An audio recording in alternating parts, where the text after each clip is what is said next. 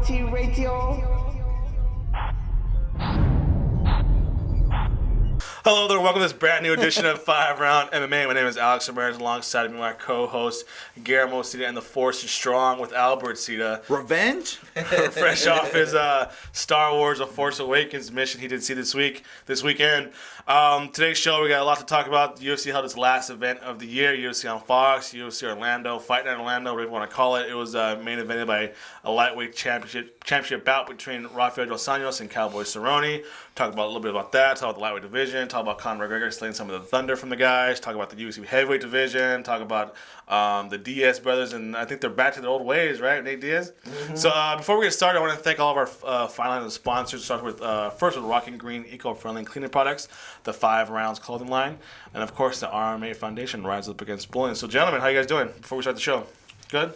I'm a little tired, but I'm doing well. Albert, you good? You wearing your Star Wars Stormtrooper t-shirt? Yeah, I'm still getting those Star Wars hungovers, whatever. You know, it's still fresh in mind. I actually went and bought Battlefront because I couldn't get enough. And what? Yeah, see, Guillermo knows because I'm not a gamer. Yeah. I don't play games. But I went to go get Battlefront just because I still kind of felt the itch. I'll probably watch it one more time. So, recommend it? Good. Well, I'm not gonna give any spoilers out, but I give it a solid B.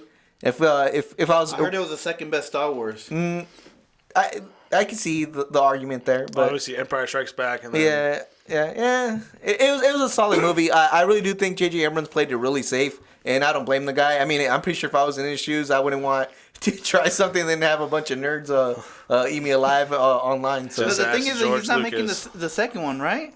No, and it's a good thing they're not, and that shows me that they knew that they just wanted someone that would get it done, and then they'll worry about, Yeah. Well, they already have the director for the next one. I think it's the director from Looper. And Looper was really good. They got the whole plan. All right, so let's start with round number one. Back to MMA here. UFC on Fox was main evented by lightweight title between Cowboy Cerrone and Rafael Dos Anjos, and I think a lot of people surprised RDS Rafael Dos Anjos shut down Cowboy with a TKO in the first round. Just I think 1 minute and 6 seconds into the bout. The body kick, vicious body kick, that follows some punches. So this is a lightweight champion who I'd never see on the posters. I think he's always in the back of when they have little championship press conferences. He's in the back table somewhere, but next to Mighty Mouse. But this is a guy who's defeated Showtime and Cowboy back-to-back in pretty convincing fashions. Is this a guy not getting any respect, Albert? I put him in the same category as Mighty Mouse and TJ Dillashaw, where these guys will never sell. You can do whatever you want. I think these guys will never sell. The only thing that sells with these guys is to have an opponent. And that's what puts Mighty Mouse, I think, in the worst position. He doesn't have his Joker yet. Yeah. While TJ Dillashaw has a couple out there. Rafael Dos Anjos is trying to make get the Conor McGregor thing going. Technically, there's still a couple matchups out there, but these guys, you're only as strong as your opponent because they really don't sell. Let's keep it real. So I think I even sell him short too because I said Showtime and Cerrone back to back. But before that, he beat Nate Diaz, and before that, he beat Benson Henderson, knocked him out. So this guy's knocking down the best of the best in the lightweight division. Guillermo, so what's going to take for RDS to get some respect up in here? It's not going to happen, and I'll tell you why. Never happen at all. I'm not going to tell you why because he has 7 losses up to his career. I mean, the losses is what hurt him. The decision wins are the ones that hurt him. If you really look at it, he's not known for a knockout artist. He's known to grind it out, win in decisions, and that's usually not, draws a lot of attention. Compare that to Conor McGregor getting knocked out in 13 seconds. I know he got the knockout here against Cowboy, but now maybe he's making some noise. I think, and he'll never get the respect because he has these losses against these title hopefuls that say, if I could just get a shot at Dos Anjos, I know I could be champion. I feel that's the train of thought. Khabib Nurmagomedov, the last guy to beat him, last guy's been and that's what I was gonna say. He really needs to defeat a strong wrestler, I think, for him to really get certified. I think so. Hopefully Nurmagomedov can stay healthy and we finally get healthy. Yeah, and we finally see that battle. But honestly, I would like to see him against any top 5 wrestler in their division. And if he can go up against one of those guys, then I think all the respect is given there. But I really think a wrestler is the key here. And no disrespect to Clay Guida, but when you have a loss against Clay Guida, I think you're saying disrespect to Clay Guida right there. No, but I'm just saying Clay Guida, even somebody that's not even ranked in that weight class, feels like he can probably get that title if he gets that fight. Yeah, that's the thing, and he has these bad losses against maybe not in the upper echelon, that kind of hurt Dos Anjos. And then because it's a late resurgence, I mean, like, he's not like 21, 22. I mean, like, 31 years old. 31 years old. So, I mean, like, unless he continues these knockouts, well, he makes some noise. That Conor McGregor fight, if that were to happen, will get him, up known with the MMA fans. And also, to your point, too, Gilmer, earlier, he has 25 career wins. 12 have come by decision. 5 by knockout. Those are recently, and then 8 by submission. So he is a grinder out. I mean, as proven in the past, the UFC does not get behind these grind them out type of fight, other than GSP. But like, look at the guys like John Finch or even like a Johnny Hendricks. But even in GSP, he only had one loss to one or 2 losses, and he advantaged them both. So. Yeah, and he has 7 losses. So, and then the knockouts are recent. So like, it's a compilation of him. His fighting style and being kind of a late bloomer is kind of hurting him. Well, and the last thing is he's not much of a talker. So yeah. So even if he's grinding out, if he had the mouth of Conor McGregor, if everybody had the mouth of Conor McGregor wouldn't be special. I'll even make a bold statement thinking I even say A La Cuenta can defeat really? Rafael Dos Anjos. A La Cuenta, he has the pedigree. I mean, the guy's a solid wrestler. He trains with Chris Wyman. He doesn't give respect to those. But like I said, but he has to face someone like that, I think, to really notify himself, just because of his record. Yeah. The question wasn't if you. I was just saying your opinion. Yeah. The question is, other people, do they feel like? And the answer is no. Yeah. Especially now with Conor McGregor just talking about the lightweight division, he's gonna go up now. Exactly. So even other people in other weight classes. Leading up to this fight, there was this cloud of Conor McGregor. So no matter what the outcome was, either if it was Cerrone or RDS, it's still going to be Conor McGregor's show no matter what, which kind of sucks. And then I don't know who's the one that actually said the game plan, but we're talking before the show, which was pretty good, which is if Conor can face Frankie and Ireland defeat Frankie, then the RDS fight is right there for I think Guillermo said that, yeah. Was it Guillermo? Yeah. All before UFC 200, right? Yeah. So. Yeah, but back to Dos Anjos, a lot of people don't give him credit, and I know you were surprised by my answer, but I give him a lot of credit. I mean, like, to go back-to-back from Cowboy to Showtime, it takes a special fighter to do that. Yeah, so all it is, see if you keep the ball rolling, guys. See, now I throw my opinion. All right, time for round number 2. I'm going to switch the focus to RDS's opponent on Saturday night, which is Cowboy Donald Cerrone, who is a super fan favorite, I think one of the most popular fighters in the UFC and all of MMA.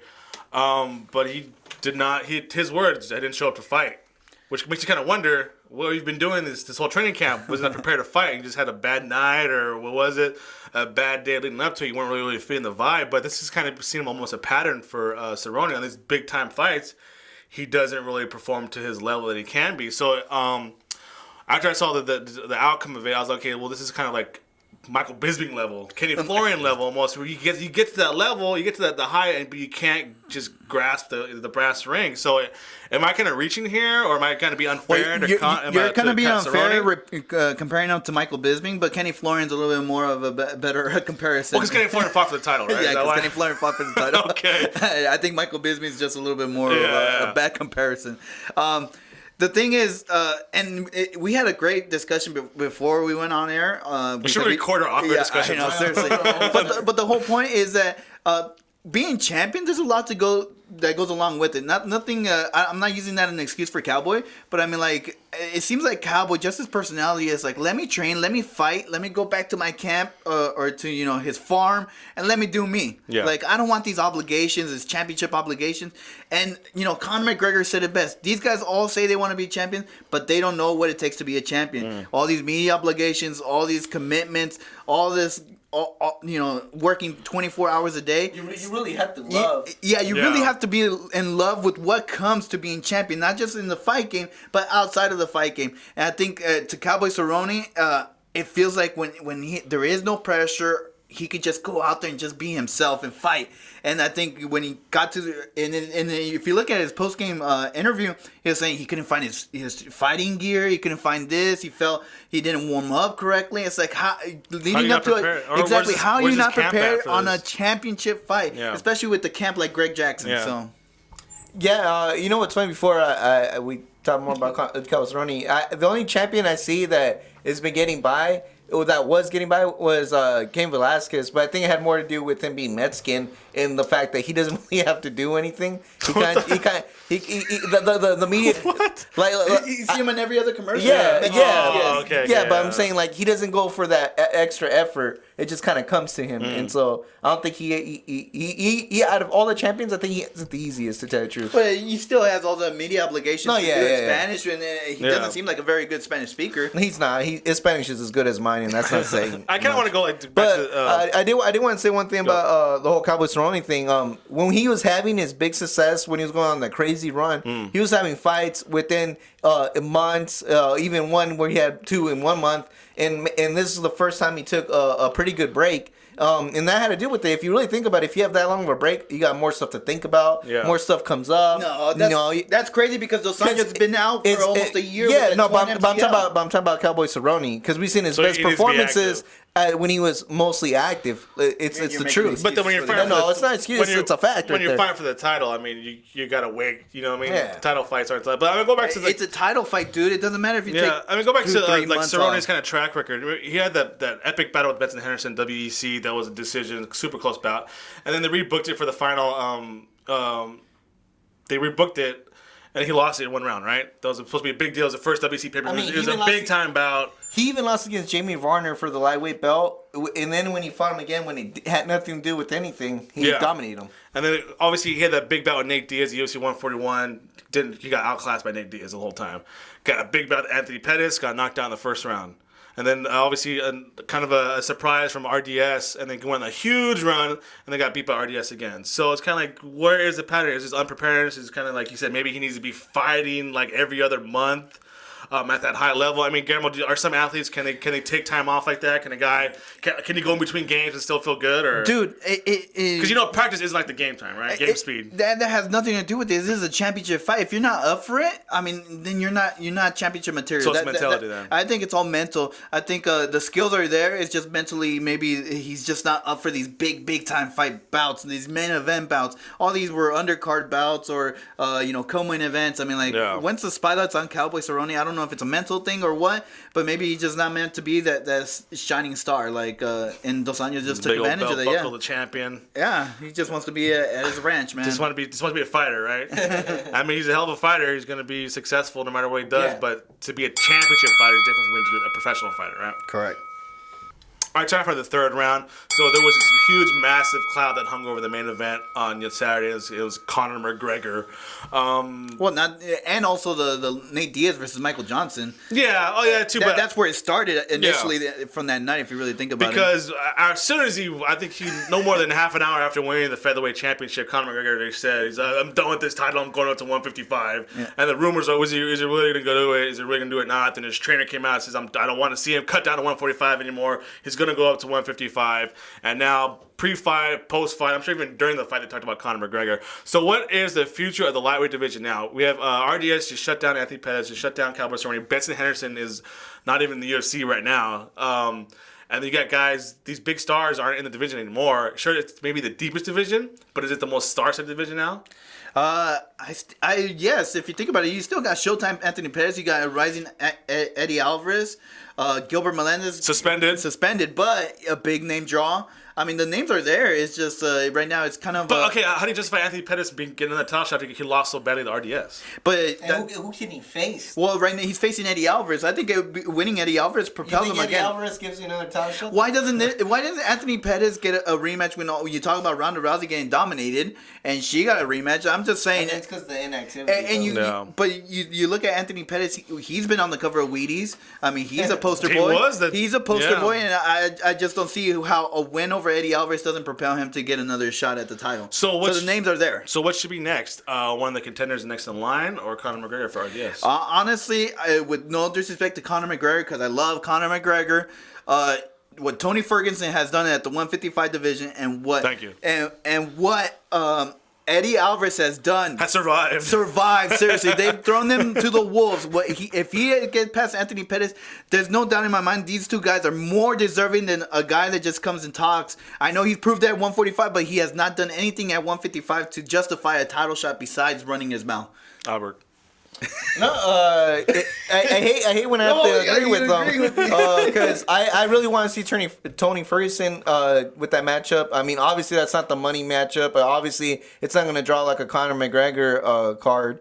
But I really do think I'd rather see Tony there first because I really want to see this lightweight division established before you see somebody else just kind of jump in there. You know what I'm saying? And it's like I'm not saying this. I'm a big believer that this is not a deep division. I think this is a 3-man race here. Name him. And it's Nurmagomedov who hurt, but we need him to come back, right? Okay. And then you have kind of I want to blend them together where you got kind of the gray area of Anthony Pettis, Gabriel Melendez. These guys have been to the top of the hill. Yeah. No, but I'm saying that gray area. And then you have a bunch of like Can't do math. a bunch of guys that haven't had a crack at it, like Tony Ferguson, even Michael Chiesa, Bobby Green, Alaquenta. All these guys kind of have to establish themselves before they can get in the top 5. But other than that, I think Tony Ferguson to me should be the matchup. But at the same time, I wouldn't be mad at if Eddie Alvarez can put a good performance against Anthony Pettis. I don't see why not.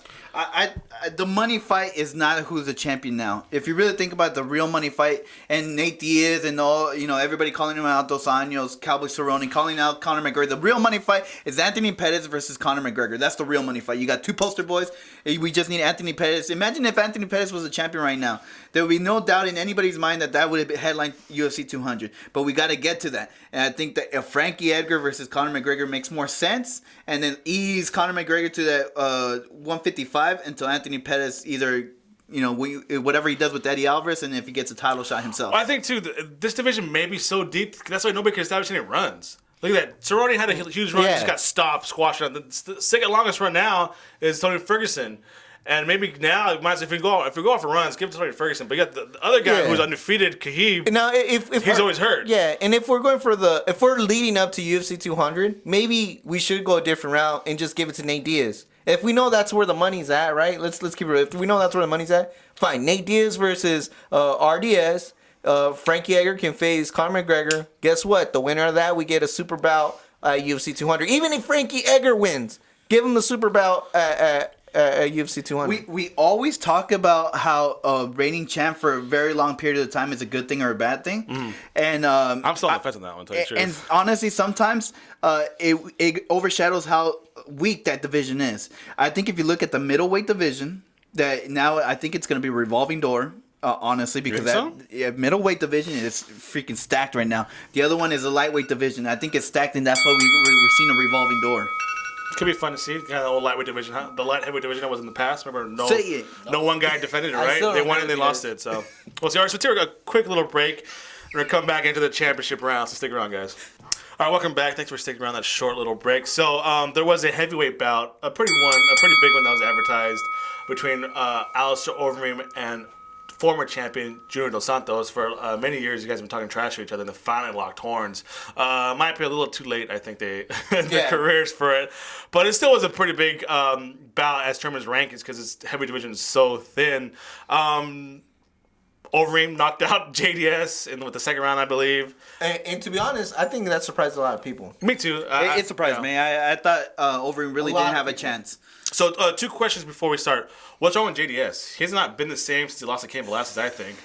He's winning, but he's getting beat up in the process. His battles with Stipe and Miocic, remember, he won that. Think about that. He's gone 4 fights of at least 25 each. 25, yeah. of brutal beatings from all 4 fights. Yeah. I mean, to expect that to him to have the same chin the whole entire time when he's facing Alistair Overeem is kind of... and I kind of overlooked that myself. And no lie, I really want to hear the excuse he comes up with this time. It could come down to, well, in my training camp I didn't practice kicks. Yeah. And it come down to that because I always find very interesting when he loses I wouldn't say excuses, but the reasons behind Not he the thinks most gracious that, loser, is he? Yeah, exactly. But I think it shocked a lot of people. I think JDS found himself now as the gatekeeper, no lie, after this bout. I really do think now JDS is only there for you to go up to the top 3. Okay, so coming into this bout, JDS is ranked the number 2 heavyweight in the world. Overeem was ranked number 9. Is So there a fluctuation now, Guillermo? Well, Is JD I was still gonna number ask 2? Albert that. I was like, you make it sound like now Overeem just overleaped Ben Rothwell, Mark Hunt, Yep. Josh Barnett, Yep. Travis Brownie, Andrei Arlovsky, Stipe Miocic. Even though, I have no idea why Travis Bryan is ranked number 5 right now, I'll tell you the truth. Even though he has a loss against Travis and Bigfoot does have a bad Bigfoot loss. Silva, but let's bring those back up. He was clearly winning those 2 fights before he got caught. Okay, so maybe the argument could have been maybe his head wasn't straight, but we clearly saw that when his head's straight, he's devastating as we always knew Overeem And could it be. seems like the change of camp really helped him out. Oh, yeah, from obviously. changing from the Black So Zillions he's to taking everything in from Jackson Winklejohn. So, is it, you said earlier, a 3-man race, 2-man race? Heavyweight division, how many man race is this? Now I agree with Albert. He's gonna say. Whoever can make the heavyweight weight limit, then you're in the race. It's wide open? It's wide open. No. Lie. I'm not a Matt Mitrione fan, but he's in the race. And So he- He's coming off one. losses. He's one win away from being probably a contender. So what does that say about the champion, Verdum, and the number 1 contender, Cain Velasquez? To you guys, you're saying anybody can win it. So what does that That say? either you can be a dominant champion in this weight division for the next 5 years. I really do believe that, or you're gonna swap that thing like it was candy.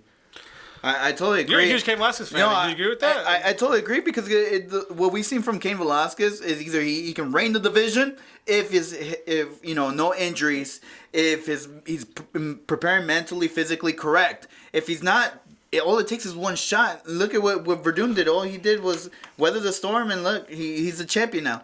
I think Cain Velasquez will win the title back, but again, if Cain Velasquez stays on course, stays motivated, stays hungry, he can reign this division for the rest of his career if he wanted to. And I would even make the argument, like I told you, like if one of you guys become champion, they could be a dominant champion for 5 years. Let's say Andrei Arlovsky wins the belt. Let's just say that, right? Okay.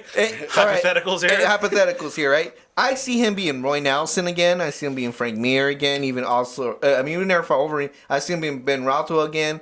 I see him being Josh Barnett again. Look, I just named like 6 fighters. That's a big reign right He there. didn't name Stipe Miocic though. Because he's facing Siphon next. Yeah. So once he gets over that, I don't want to see that match again because I don't think it's going to go down the same way. So And honestly, that's a dark horse. Stipe Miocic, because he's young. I guess he's the youngest out of all of them. If he becomes a champion, I see Siphon staying there for a while. So basically, you got Stipe against Arlovsky. Does the winner sit back and wait for Overeem to sit back and wait for that winner, or does Overeem now campaign for a championship bout between? It really depends on what happens on the Stipe Miocic fight because that's So that's what we're waiting on then. Because that's really I think that's seen the as key, the number 1 contender. If both fighters don't show up, Alistair Overeem has the name, has the win over JDS. He gets the wins over everybody. Interviews, he could sell a fight. Yeah. If it goes to decision, I think Overeem wins. If Stipe wins, I think he tries to pick a fight with Stipe before they name a number 1 contender. Maybe he can squeeze in there. But if Arlovsky wins, I think Arlovsky gets whoever the winner out of Verdum. My and Cain opinion, Velasquez. worst case scenario, we get another rematch between Verdum and Velasquez. This is if Cain wins, does Verdum cart for a rematch? And that sets up perfect Stipe versus Overeem for the number 1 contender. We shall see. It's kind of a mess right now.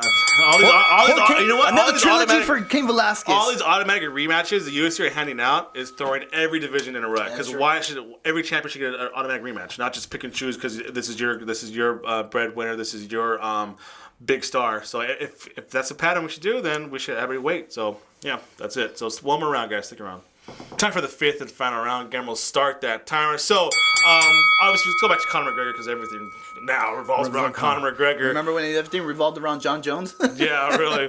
I think. I wouldn't say that. Our show did. Anderson Silva maybe. But No, we've been on the Conor McGregor train for a little while now. I mean, go back to I think last year. We remember that game we played, the World versus Conor McGregor. That was a fun one. So Nate Diaz returned after a year layoff. Was talking about one of the things before the fight, saying how Conor McGregor's kind of stealing his thunder, stealing his gas. Hey man, this is my gimmick. I talk crap and about everybody. He's just doing it differently, and the UFC's behind it. So. It's kind of true. And then after the post-fight, McGregor, Diaz cursed him out, said, "Hey, mother effer." that was one of the best interviews, just because I didn't know what he was Conor saying. McGregor, you mother effer! You're taking all my fights from here. You can tell the censor guy just held the button. So I mean, we both know Nick and Nate Diaz talk trash. Talk that good trash. They're a pair of t-shirt and jeans type of guy. Conor McGregor's more of a suit and tie type of guy. Is that the difference between No. the vocabulary too? They seem to curse a lot more. I mean, the Nate Diaz and Nick Diaz do cuss a little bit more, but Conor McGregor has been known to cuss. He has been known to disrespect their mothers, their wives. He called Tennessee for Nazi, didn't he? Yeah, and, you know, Dos Anjos at the press conference, you know, she's going to be wearing a red dress or something like that to his wife. So, I mean, the trash talk, to me, the difference is... What's the difference? The UFC backing their McGregor, MMA record. Their MMA record. You have one that's champion that hasn't lost since, you know, he barely got into the game. You have other people like Nate Diaz and Nick Diaz with, you know, 9+ losses with their 15 wins. So it's not a very credible record. Yeah, but Nate Diaz has been in the UFC since, what, 1921? Yeah, and, you know, but Conor McGregor has too. But it's the record. I mean, the UFC, though. Nate Diaz and Nick Diaz are a big draw regardless of the record because of their mouth. But imagine if they were undefeated. How much more we wouldn't be even talking about Conor McGregor till, you know, because Nate and Nick Diaz would have that attention. Well, Nick and Nate both have never won UFC gold. And that's my point. So. If they got to that point, they'd be just as popular as Conor McGregor. You're shaking your head, Albert. What's the difference between the Diaz brothers and Conor McGregor? What looks better in a poster? Conor McGregor's face or Diaz's face?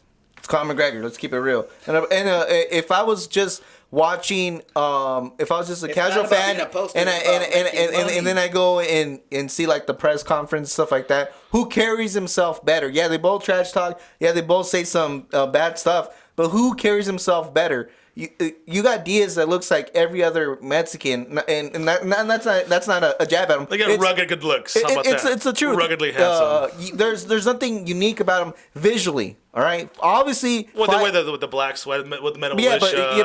But visually, I don't think it's black there. T-shirt. But obviously, if you see one of their fights, you gain the respect, and then you know that there's someone special. You see the training methods. Yeah, you know. but as Conor McGregor, he brings an aura. People have said it before. He has some kind of aura with him that attracts people to it. It's the truth. It's the truth. Yep, it's the truth. He's the only Irish guy with success. He has the backing of a country. If Nate Diaz or Nick Diaz had the backing of the Mexican community, I think they, for the most part, they do. Well, look at Cain Velasquez. Look at Cain Velasquez. You're gonna compare Ireland to Stockton because they rep Stockton hard. Exactly. People you're talking about about no Kyle. I think you're pretty much love the Diaz 1,000 people and 100 cows cheering for Nate and Nick But Diaz. honestly, it also I think it's also the lone wolf mentality that the Diaz brothers carry themselves. I just need me, my brothers, and a couple of my boys. Is all I need to. How's that any different from the alpha males?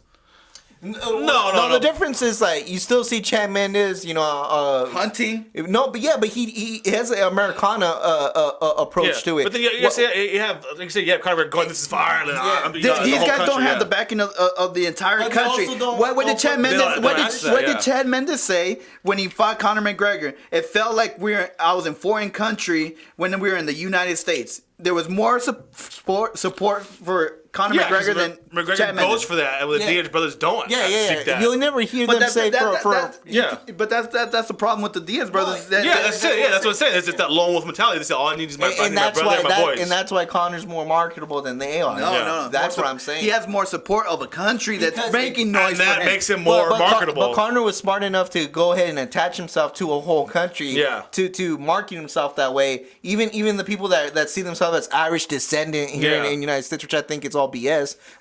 That they get attracted to that too. If the Diaz brothers will embrace that Mexican heritage, dude, I bet you they will. How weird? Because you see those posters now where they drape their flags over it. Do you really see the Diaz brothers with the American flag over them? He's saying Mexican. Either one though, but that's not how they represent themselves. Yeah, and I will make the argument. This is why Gilbert Melendez is a bigger fan attraction than the Diaz brothers, because Gilbert Melendez does embrace that Mexican culture, and people do get behind that. It's kind of like Jason Hendricks liking Conor McGregor. He's half Irish and he claims full blood Irish. He's Irish when it's convenient. And he's Cuban when he needs to be. What's up, Jason? That's it for today's show. That was a pretty good argument there towards the end, I thought. We'll always bring it in the fifth. The fifth round. It's a championship round, man. Yeah, I know. So I want to thank everybody for listening. I want to thank our sponsors, first with Rock and Green Eco-Friendly Cleaner Products, 5 Rounds Clothing Line, and of course the RMA Foundation, Redemption Martial Arts, Rise Up Against Bullying. We don't like leaving it to decisions. We don't like leaving it to decisions. So make sure, until then, we'll see you guys next week. Make sure to follow us on Twitter and Instagram at 5RoundMMA. Like us on Facebook, subscribe to us on iTunes, YouTube, and Podomatic, and please visit 5RoundMMA.com. You can also hear our podcast at FightBookMMA.com. That's FightBookMMA.com under the podcast page. And like I said, thank you to all of our sponsors. Albert, what do you got? As long as the Roman Empire reigns, I will not watch. You're still canceled? You don't watch I did not watch TakeOver? I did not see TLC, and I even missed the London NXT TakeOver, even though how bad I wanted to watch it. Well, you were Lucha Underground, right? Yeah, That's why you missed, we were watching Lucha Underground. Thanks everybody for listening. Oh yeah, the cream of the crop.